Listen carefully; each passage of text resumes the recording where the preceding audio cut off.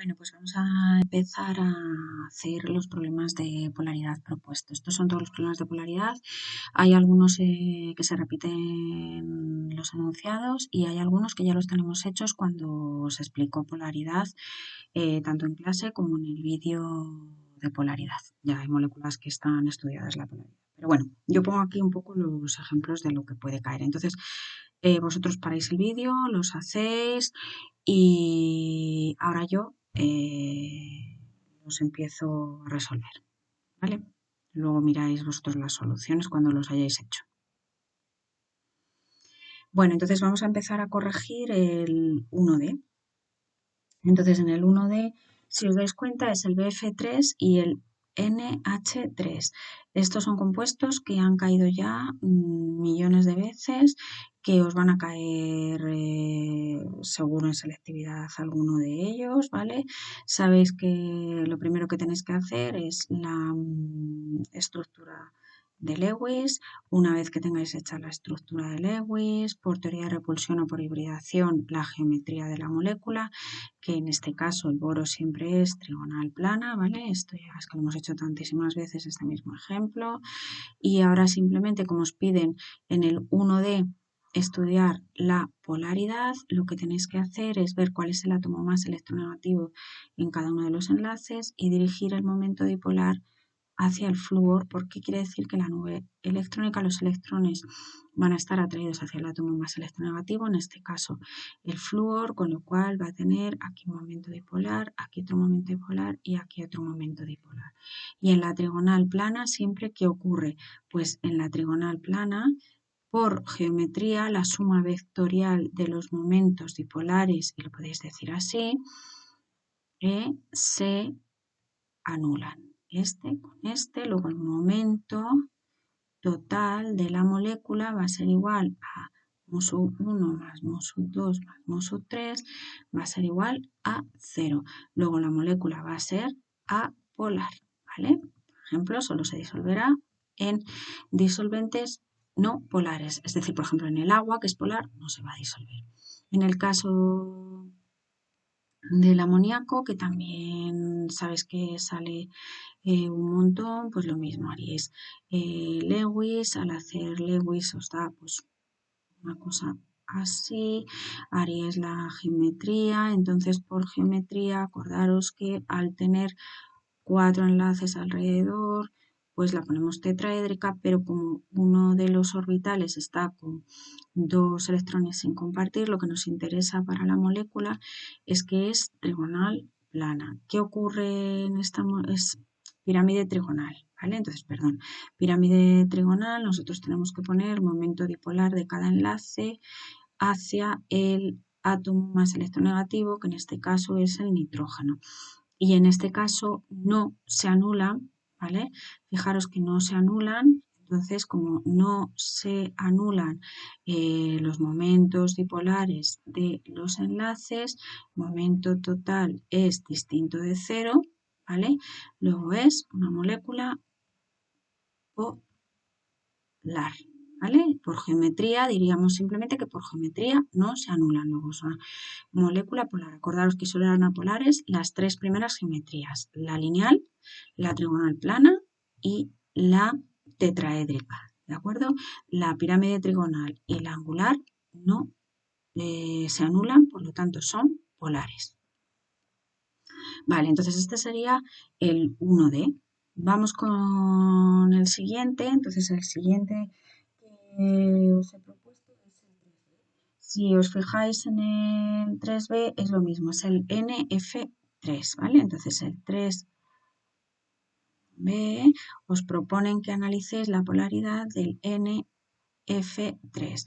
Lo primero, como siempre, hacéis Lewis. Entonces hacéis Lewis, en este caso no es el amoníaco, ¿vale? Es el trifluoruro de nitrógeno, entonces en este caso no sería el amoníaco. ¿Qué diferencia hay? Bueno, en cuanto a la geometría, pues lo mismo, como tiene 4 alrededor, haríamos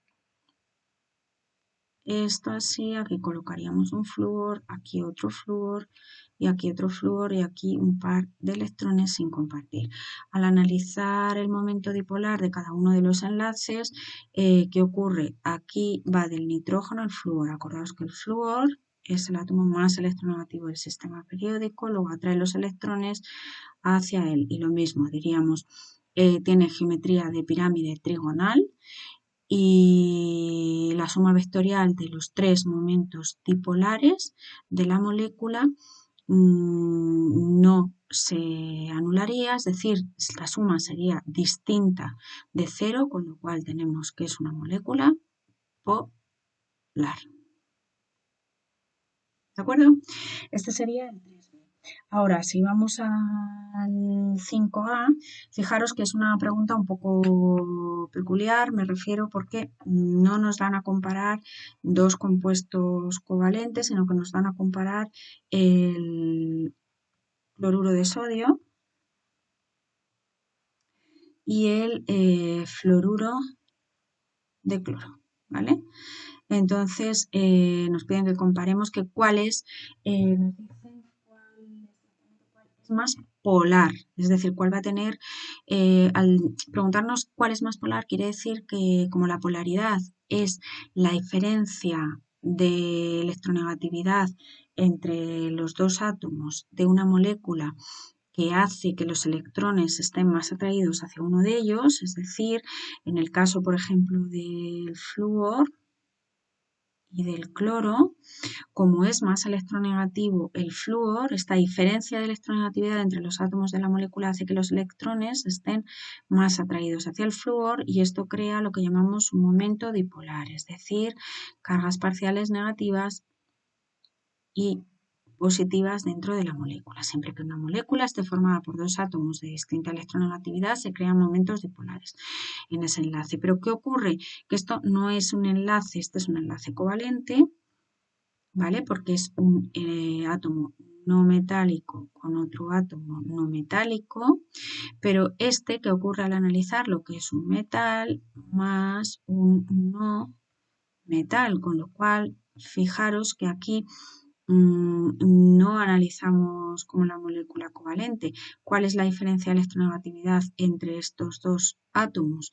Pues hay una diferencia de electronegatividad muchísimo mayor que entre el cloro y el flúor. ¿Por qué? Porque uno es metal y otro es no metal. O sea, este enlace en realidad está formado por la unión de un ion positivo y un ion negativo, con lo cual fijaros que la diferencia de electronegatividad siempre en un compuesto iónico es muchísimo mayor que en uno covalente, porque aquí hay dos átomos no metálicos y aquí hay un metal y un no metálico. Su diferencia de electronegatividad es muchísimo mayor.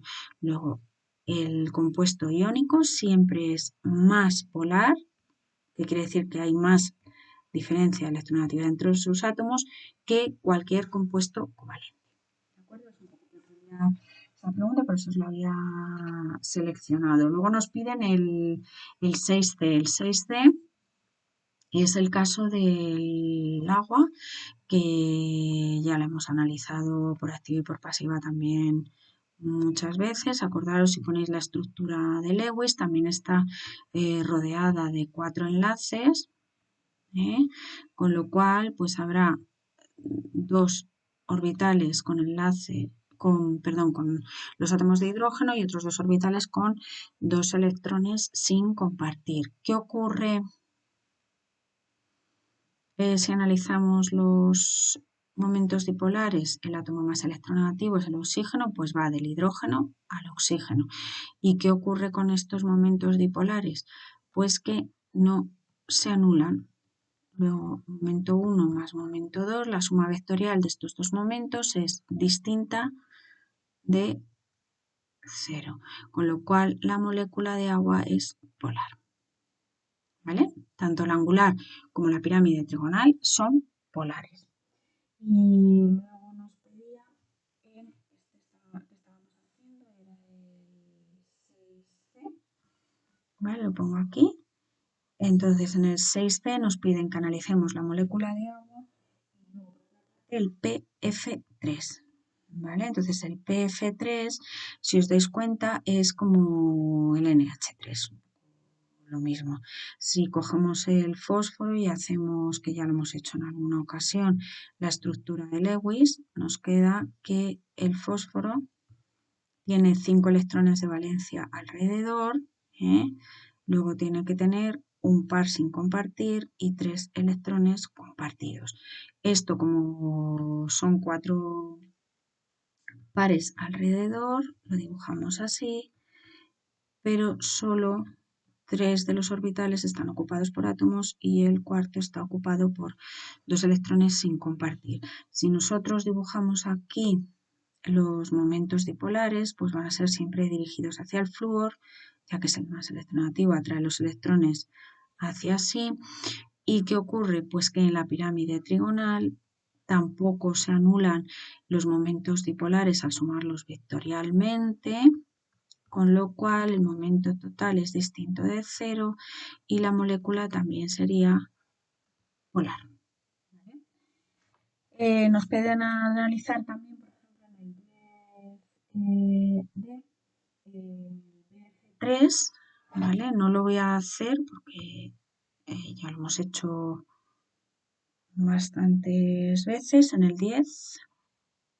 ¿Vale? Entonces, en el 10 del BF3 ya lo hemos hecho, es trigonal plana, luego es apolar, ¿vale? Se anulan los momentos dipolares de la molécula por la geometría trigonal plana, y el CH3Cl. Entonces el CH3Cl, fijaros en el CH3Cl, pues tenemos, si hacemos la estructura de Lewis, el carbono tendría, estructura de Lewis en realidad sería así, H, H y Cl. ¿Vale? Entonces, la estructura de Lewis nos dice que tiene 4 pares de electrones alrededor, luego ponemos estructura tetraédrica. Lo que ocurre que a diferencia de en el metano, aquí cada enlace, o sea, no todos los enlaces son iguales. Hay 3 que están con el hidrógeno, pero un cuarto que está con el cloro. ¿De acuerdo? Con lo cual, fijaros que aquí los momentos dipolares, en el momento que los sustituyentes sean distintos, ya no se anulan porque cada uno tira con una fuerza distinta. Con lo cual, esta molécula, aunque por geometría, si todos los sustituyentes fueran iguales, se anularían los momentos dipolares y sería apolar, como cada sustituyente o los sustituyentes son distintos, pues entonces tenemos una molécula polar. En este caso, el momento dipolar total es distinto de cero. No se anulan porque hay un sustituyente que es distinto. ¿De acuerdo? Entonces sería el caso del 14C, porque es igual, BCl3 y PCl3, que acabamos de hacer en el ejercicio anterior. Os proponía también el 16D, que en el 16D de nuevo piden el NH3, no lo vamos a hacer porque ya lo hemos hecho 1000 veces, y vamos a hacer el 16D, pues bueno, vamos a hacer el CO2, ¿vale? Entonces, el CO2, si hacemos la estructura de Lewis del CO2, nos queda una cosa así, ¿vale? Y entonces, ¿qué es lo que ocurriría en este caso? En este caso lo que nosotros tenemos que ver es que es una geometría lineal, ¿vale? Geometría lineal. ¿Qué ocurre? En este caso, el átomo más electronegativo de los dos sería el oxígeno, luego los electrones estarían atraídos hacia el oxígeno, pero en una geometría lineal y cuando los dos sustituyentes son iguales, como tiran con la misma fuerza, por así decirlo, de los electrones compartidos con el carbono, pues al final el momento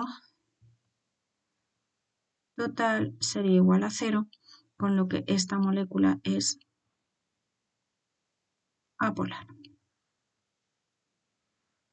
¿Vale? Pondréis momento 1 si queréis y momento 2. Entonces se anula la suma vectorial de los momentos dipolares, es igual a cero. Entonces, esto es un poco el tipo de ejercicios o lo que os pueden pedir que justifiquéis de polaridad. Ahora en el apartado de problemas de propiedades veremos cómo se puede volver a usar para ver en qué tipo de disolventes se disuelven las sustancias, es decir, si son polares en disolventes polares y si son apolares en disolventes apolares. Nos harán preguntas de esto que veremos en el apartado de propiedades.